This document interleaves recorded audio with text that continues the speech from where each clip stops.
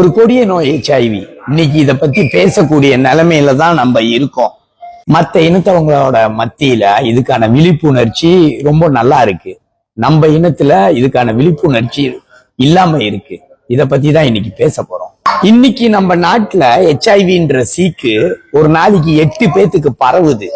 எவ்வளவு பேத்துக்கு விழிப்புணர்ச்சி இருக்கு இத பத்தி?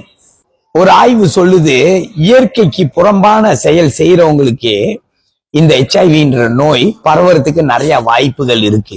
குறிப்பா சொல்லணும்னா ஆண்களோட அடிக்கடி உங்க பார்ட்னரை மாத்திக்கிட்டே இருக்கிறது, ட்ராக் அடிக்ட், இந்த மாதிரியான செயல்கள்னாலதான் இந்த நோய் ரொம்ப வேகமா பரவக்கூடிய வாய்ப்புகள் இருக்கு. HIV சம்பந்தப்பட்ட தொத்து நோய்கள் மட்டுமே ஒரு 1000 கணக்கா இருக்கு. செலம் வடியறது, அரிப்பு உருவாக்குறது, தேம்பல் மாதிரி உடம்புல அப்படியே வர்றது, ஒரு வகையான மருவு மாதிரி உருவாகிறது, 1000 கணக்கான தொற்று நோய்கள் இந்த HIV சம்பந்தப்பட்டது இருக்கு. இந்த வகையை சேர்ந்த சீக்குக்கெல்லாம் மருந்து இருக்கு, HIV-க்கும் மருந்து இருக்கு. கண்ட்ரோல் மட்டும் தான் பண்ண முடியும். 70-75 வயசு வரைக்கும் வாழ்ந்துகிட்டு இருக்காங்க சில பேரு இந்த சீக்கை உடம்புல வச்சுக்கிட்டு, அவங்களுக்கே தெரியாம. மருந்து கண்டுபிடிச்சிருக்கிறது மருத்துவ உலகில சந்தோஷப்படக்கூடிய விஷயம்தான். ஆனா இன்னமும் இந்த நோயை உடம்புல வச்சுக்கிட்டு தெரியாம ரொம்ப பேர் வாழ்ந்துகிட்டு இருக்காங்க.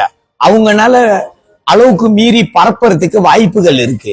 இத எந்த கண்ணோட்டத்துல நம்ம பார்க்கணும்னா, தெரியாம உடம்புல வச்சிருக்கிறவங்க எவ்வளவு பேருக்கு பரப்பிக்கிட்டு இருப்பாங்க அவங்களுக்கு தெரியாமலே.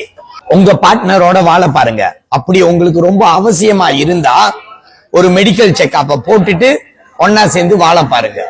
இந்த நோயை கட்டுப்பாட்டுக்குள்ள கொண்டு வரணும்னா ஒரு விழிப்புணர்ச்சி வேணும். அதுக்கான பதிவு தான் இது. சிந்திப்போம், செயல்படுவோம்.